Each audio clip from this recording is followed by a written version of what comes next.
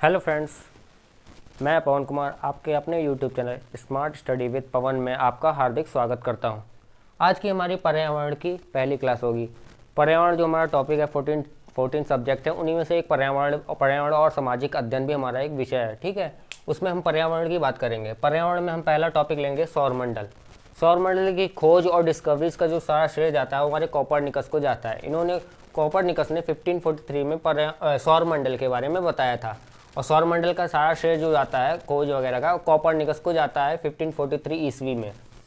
अब बात करते हैं सौरमंडल हमारा होता क्या है और बना कैसे। तो बिग बैंग थ्योरी के अनुसार हमारा सौरमंडल का निर्माण हुआ। बिग बैंग थ्योरी में ऐसा था कि एक जो पिंड था बड़ा, उसमें कोई दूसरा पिंड आके जब कोई टकराया तो उसके कारण बिग बैंग यानी बड़ा विस्फोट हुआ, महाविस्फोट जिसको हम लोग कहते हैं। महाविस्फोट की थ्योरी भी उसको कहते हैं। जब विस्फोट हुआ तो उसमें से जो छोटे छोटे पिंड बने वो हमारे ग्रह बने, और एक जो बड़ा पिंड बना, जो सूर्य जो हमारा बना, वो धधकता वो पिंड बना जो हमारा सूर्य यानी तारा कहलाया था, जिसको हम लोग सूर्य को एक तारा भी कहते हैं। अब बात करते हैं सौरमंडल में। सौरमंडल में हमारा आता है सौर परिवार। सौर परिवार में जो हमारे होते हैं सूर्य आते हैं, ग्रह आते हैं, उपग्रह आते हैं, उल्का पिंड आते हैं, क्षुद्रग्रह आते हैं और धूमकेतु आते हैं। अब बात करते हैं सूर्य की। सूर्य क्या होता है? सूर्य हमारा एक तारा है। तारा इसलिए कहते हैं क्योंकि इसमें काफ़ी ज़्यादा एनर्जी है और वो हमारा प्रकाशित करता है। जो भी चीज़ प्रकाशित करते हैं हम उसको तारा की तुलना में लेते हैं, इसलिए हमारा सूर्य सबसे बड़ा एक तारा है।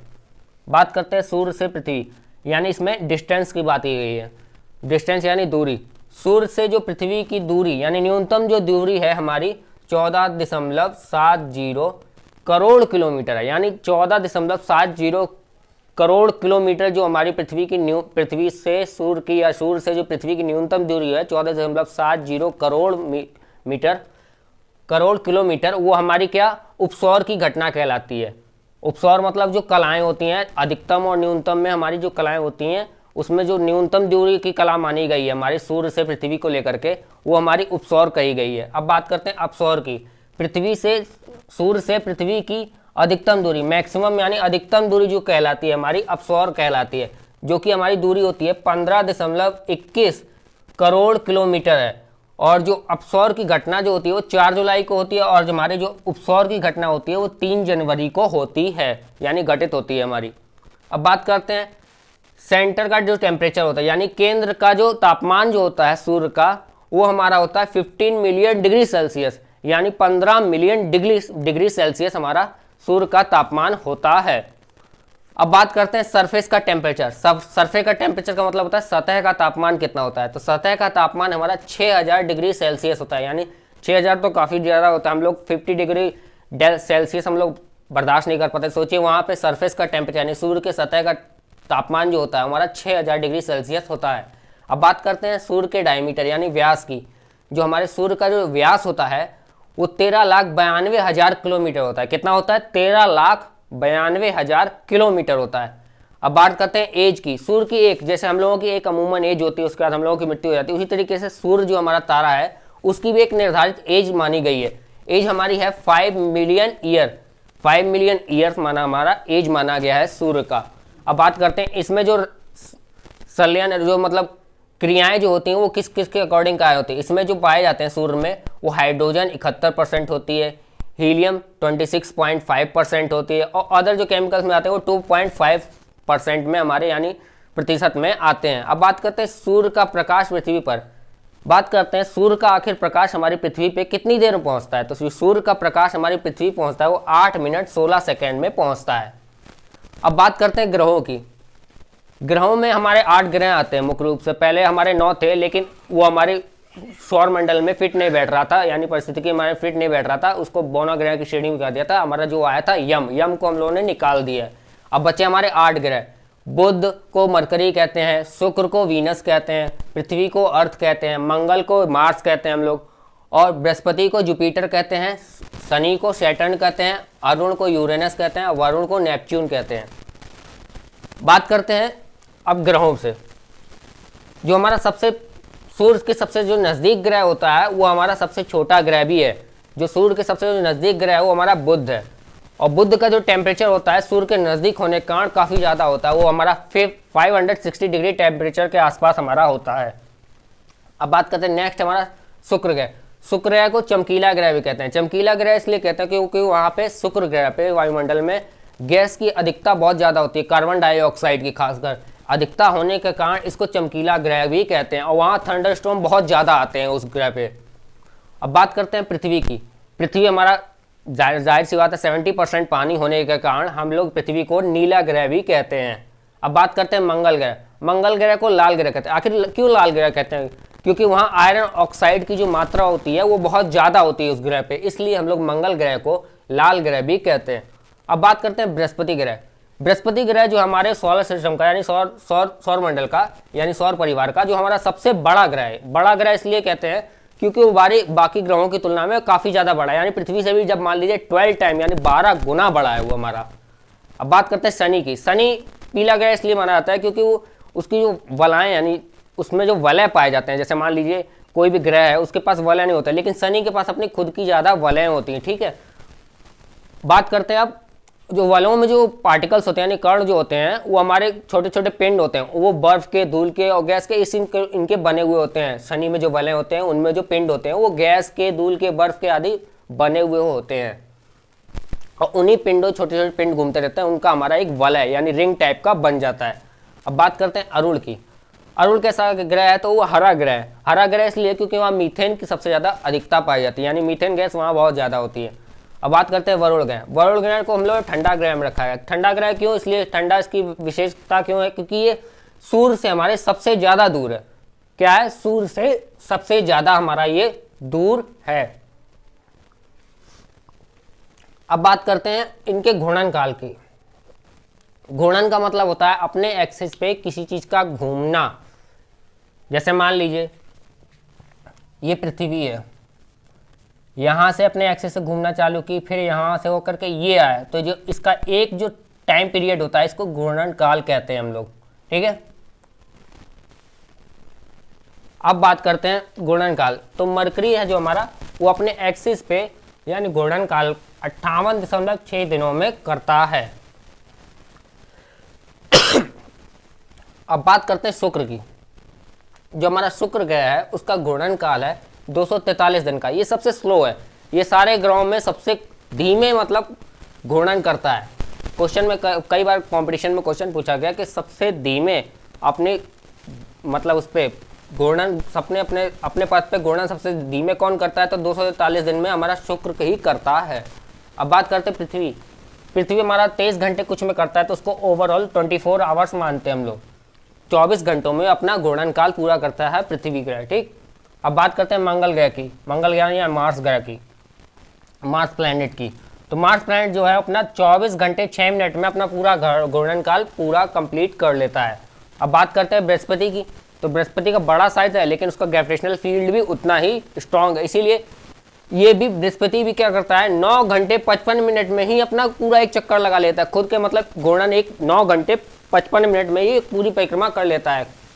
परिक्रमा नहीं सॉरी, इसको घूर्णन यानी अपने परिधि पे ही घूम लेता है। ठीक है, अब बात करते हैं शनि की।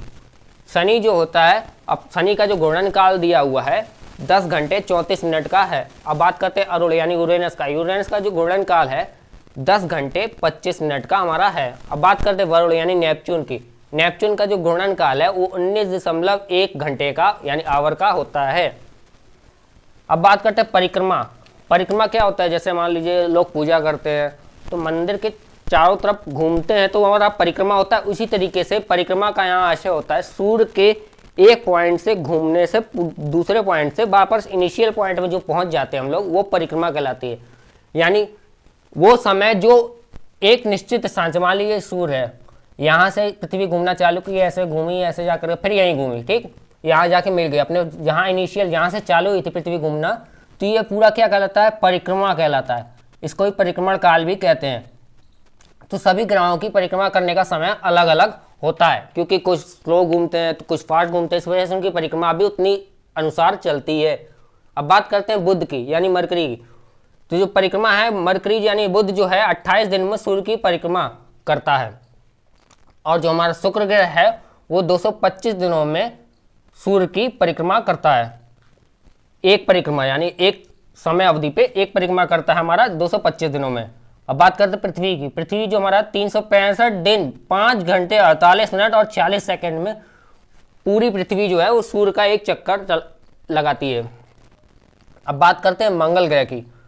मंगल ग्रह है जो 687 दिनों में एक परिक्रमा यानी एक काल पूरा करता है अपना सूर्य के चक्कर लगाने में। बात करते हैं बृहस्पति की। तो बृहस्पति जो हमारा है 11 सालों में 11 साल 9 महीनों में पूरे सूर्य का एक चक्कर लगाता है यानी परिक्रमा करता है। अब बात करते हैं शनि की। शनि जो हमारा 29 सालों में एक बार सूर्य का चक्कर यानी एक चक्कर लगाने में वो 29 सालों का समय ले लेता है, यानी ये एक सूर्य की एक परिक्रमा करने में 29 सालों का वह समय लेता है। अब बात करते हैं अरुण यानी यूरेनस की। यूरेनस जो हमारा परिक्रमा में सूर्य की परिक्रमा करने के लिए 84 यानी 84 साल लेता है। अब बात करते हैं वरुण यानी नेपच्यून की। वो हमारा सूर्य की परिक्रमा करने के लिए वरुण जो सूर्य की परिक्रमा करता है वो 165 सालों में यानी ईयर्स में करता है। अब बात करते हैं सूर्य से दूरी की, क्या कि सूर्य से किस ग्रह की कितनी दूरी है। तो बात करते हैं सूर्य से बुध की दूरी। जो हमारी सूर्य से बुध की जो दूरी है वो हमारी है 3.6 करोड़ मील। नेक्स्ट हमारा शुक्र। जो हमारे शुक्र से जो सूर्य की दूरी है वो हमारी है 6.72 करोड़ मील। अब बात करते हैं पृथ्वी की। आखिर सूर्य से पृथ्वी की दूरी कितनी है, तो सूर्य से पृथ्वी की दूरी है 9.3 करोड़ मील। अब बात करते हैं अगले प्लेनेट की। सूर्य से मंगल यानी मार्स की दूरी कितनी है, 14.16 करोड़ मील है। अब बात करते हैं सूर्य से बृहस्पति यानी फादर ऑफ द प्लेनेट, जिसको हम लोग जुपिटर मानते हैं, जुपिटर को फादर ऑफ द प्लेनेट भी मानते हैं हम लोग। उसकी जो सूर्य से जो दूरी है एग्जैक्ट दूरी वो 48.38 करोड़ मील है। अब बात करते हैं शनि की कि आखिर शनि की सूर्य से दूरी कितनी है। तो शनि की हमारी जो सूर्य से दूरी है वो 88.67 करोड़ मील है। अब बात करते हैं सूर्य से अरुण की दूरी। अरुण यानी यूरेनस की दूरी जो हमारी सूर्य से है वो 178.4 करोड़ मील है। अब बात करते हैं सूर्य से वरुण की दूरी। वरुण की हमारी दूरी है 279.44 करोड़ मील है। अब बात करते हैं वायुमंडल, किस ग्रह पे वायुमंडल है किस पे नहीं है। अब बात करते हैं वायुमंडल में पहला हमारा आता है ग्रह बुध। बुध ग्रह पे हमारा वायुमंडल नहीं, क्योंकि वहाँ बहुत ज़्यादा टेम्परेचर होने का वायुमंडल की डेंसिटी घट जाती है और वायुमंडल वहाँ नहीं बन पाता है, यानी परतों का निर्माण हमारे वायुमंडल की वहाँ नहीं हो पाता, इस वजह से वहाँ वायुमंडल हमारा उपस्थित नहीं है। अब बात करते हैं शुक्र की। शुक्र पे हमारा वायुमंडल है, लेकिन ये दूसरा सबसे ज़्यादा गर्म प्लेनेट हमारा माना जाता है। अब बात करते हैं अर्थ पे। अर्थ पे हम जैसे ही जानते हैं कि हमारे यहाँ वायुमंडल है। अब बात करते हैं मंगल की। मंगल ग्रह पे वायुमंडल है हमारा। जुपिटर यानी बृहस्पति ग्रह पे भी वायुमंडल है हमारा। सैटर्न यानी शनि ग्रह पे भी वायुमंडल है हमारा। अरुण जिसको यूरेनस कहते हैं वहाँ पे भी हमारा वायुमंडल है। वरुण जिसको हम लोग नेपच्यून कहते हैं,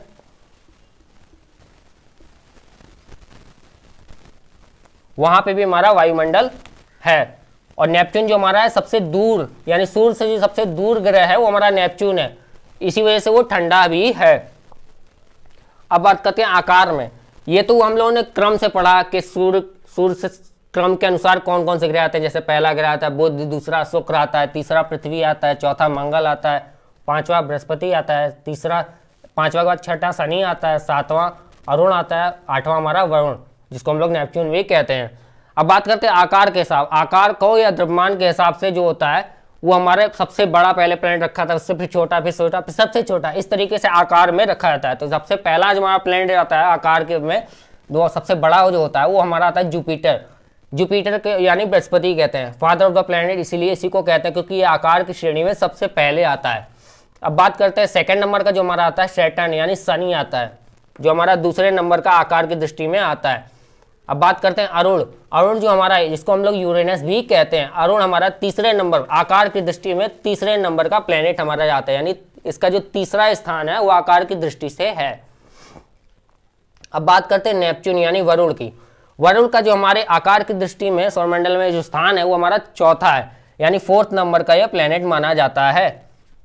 अब बात करते हैं फिफ्थ नंबर के प्लेनेट। जो फिफ्थ नंबर का प्लेनेट है आकार की दृष्टि से यानी द्रव्यमान वगैरह या आकार मान लीजिए उसकी दृष्टि से हमारा पृथ्वी है। पृथ्वी यानी अर्थ जो कि हमारे 5वें नंबर पे आता है। अब 6 नंबर पे यानी छठे नंबर पे जो हमारा आता है वीनस यानी शुक्र ग्रह आता है। अब जो हमारा 7वां नंबर ग्रह आता है वो मंगल यानी मार्स, इसको हम लोग लाल ग्रह भी कहते हैं, वो हमारा 7वें नंबर पे आकार की दृष्टि में आता है। 8वें नंबर हमने बताया था कि सूर्य से नजदीक भी है लेकिन सबसे छोटा ग्रह भी है, तो इसलिए सबसे ये आखिरी में आता है, इसका 8वां नंबर होता है हमारे सौरमंडल में, जिसको हम लोग बुध भी कहते हैं यानी मरकरी भी कहते हैं। अब बात करते हैं इनके उपग्रह, किस ग्रह के उपग्रह हैं किसके नहीं है, ठीक है, इसकी बात करते हैं। तो बुध ग्रह हमारा इकलौता ऐसा ग्रह है जिसके कोई भी हमारे उपग्रह यानी सैटेलाइट्स हमारी नहीं है। अब बात करते हैं शुक्र की, तो शुक्र की भी हमारी कोई सैटेलाइट यानी उपग्रह नहीं है। अब 3rd नंबर पे आता है हमारा ग्रह पृथ्वी।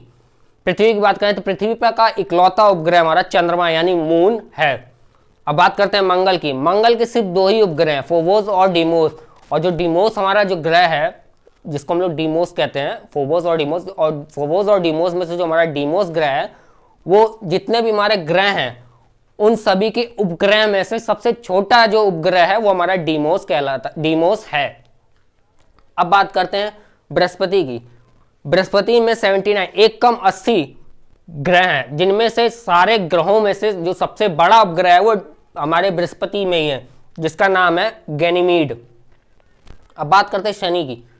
शनि के 62 ग्रह हैं यानी 62 क्या हमारे उपग्रह हैं। अब बात करते हैं अरुण की। अरुण के 27 उपग्रह है जिसमें मिरांडा, एरियल ये इंपॉर्टेंट ग्रह हैं जो और भी उनमें आते हैं, लेकिन उनसे सबसे ज्यादा पूछा जाता है मिरांडा और एरियल। ऑप्शन में ये पूछा जाता है कि आखिर हमारे अरुण के ग्रह कौन कौन से हैं। अब बात करते हैं वरुण की। वरुण हमारा ठंडा ग्रह ही है, लेकिन इसके जो उपग्रह हैं वो 14 टाइटन और नेरिड ये सबसे इंपॉर्टेंट ग्रह माने जाते हैं। वरुण का जो हमारा टाइटन और नेरिड है ये सबसे इंपॉर्टेंट है, और वरुण के टोटल उपग्रह हमारे हैं 14, और टाइटन और नेरिड ये सबसे मुख्य हमारे उपग्रह कहलाते हैं वरुण के। अब बात करते हैं इनके अन्य नाम। तो बुध ग्रह को गर्म ग्रह भी कहते हैं, और सूर्य के सबसे नजदीक का भी ग्रह बुध ग्रह को भी कहते हैं। अब बात करते हैं शुक्र को। शुक्र को पृथ्वी की भगनी यानी बहन भी कहा जाता है, और सांझ और भोज का तारा भी हम लोग कहते हैं, क्योंकि सुबह के वक्त और सांझ के वक्त हमारे पृथ्वी से दिखाई देता है शुक्र, इसलिए इसको हम लोग सांझ और भोर का तारा भी कहते हैं। अब बात करते हैं पृथ्वी की। पृथ्वी को जीवित ग्रह और नीला ग्रह भी कहते हैं। जीवित ग्रह क्यों? क्योंकि यहाँ पे जीव जंतु जीवित लोग रहते हैं, इसलिए हम लोग इसको पृथ्वी को जीवित ग्रह भी कहते हैं। अब बात करते हैं मंगल को। मंगल को तो जानते हैं आप लोग, मंगल को लाल ग्रह कहते हैं क्योंकि वहाँ पे आयरन ऑक्साइड की मात्रा ज़्यादा होती है। अब बात करते हैं बृहस्पति यानी जुपिटर की। जुपिटर को हम लोग फादर ऑफ द प्लेनेट भी कहते हैं यानी ग्रहों का पिता भी कहते हैं। अब बात करते हैं शनि यानी सैटर्न की। सैटर्न को वलयकार ग्रह या छल्लाकार ग्रह भी कहते हैं, और इसको पीला ग्रह भी कहते हैं। अब बात करते हैं अरुण की। अरुण जो हमारा, इसको हरा ग्रह कहते हैं। हरा ग्रह कहने का कारण होता है इसमें मीथेन की अधिकता पाई जाती है इस ग्रह पे, इसलिए इसको हरा ग्रह हम लोग कहते हैं। अब बात करते हैं अरुण में ही कि अरुण को लेटा ग्रह भी कहते हैं। लेटा ग्रह क्यों कहते हैं? क्योंकि इसका जो अक्षांश, जो जितने अक्षांश डिग्री पे 82 डिग्री पे, ये क्या है? तिरछा है हमारा। तिरछा होने का मतलब ऐसे है, 90 डिग्री हम लोगों का ऐसे होता है खड़ा, तो ये 90 डिग्री से थोड़ा सा ऐसे झुका हुआ है, काफ़ी ज़्यादा, तो ये 82 डिग्री पे झुका हुआ ग्रह, इसको लिए लेटा हुआ ग्रह भी कहते हैं, क्योंकि ये 82 डिग्री अंश पे ये हमारा झुका हुआ है, इसीलिए इसको लेटा ग्रह भी कहते हैं। किस ग्रह को? अरुण ग्रह को। अब बात करते हैं वरुण ग्रह को। वरुण ग्रह को मैंने बताया था कि सूर्य से सबसे ज़्यादा यानी सबसे आखिरी जो ग्रह है, ज़्यादा दूरी वाला आखिरी जो ग्रह है हमारा वरुण है। इसी दूरी के कारण ये क्या है? हमारा ठंडा ग्रह भी कहलाता है। अब बात करते हैं इनके शनि की। शनि जो हमारा है, शनि की खोज हमारी, शनि ग्रह की खोज यानी सैटर्न की खोज हमारे गैलीलियो ने 1610 ईस्वी में की थी। अब बात करते हैं अरुण की। अरुण की खोज सर विलियम हर्शल ने 13 मार्च 1781 में की थी। अब बात करते हैं अरुण के बाद बात करते हैं वरुण की। वरुण की आखिर खोज किसने की? तो वरुण की खोज हमारी, नेपच्यून की खोज जो हमारी है, जॉन गॉले ने 1846 ईस्वी में की थी। आगे जो हमारी नेक्स्ट क्लास होगी जो आपकी, वो उस पर होगी उल्कापिंड, क्षुद्र ग्रह और धूमकेतु की, जो उसका टॉपिक भी हमारा रहेगा सौरमंडल। लेकिन इस सौरमंडल की सेकंड क्लास रहेगी जिसमें हम उल्कापिंड, क्षुद्र ग्रह और धूमकेतु, इनसे जो करंट के क्वेश्चन रहेंगे वो हम आपको बताएंगे। आई होप आपको हमारी क्लास अच्छी लगी हो तो प्लीज़ लाइक करिए, सब्सक्राइब करिए एंड शेयर करिए। धन्यवाद।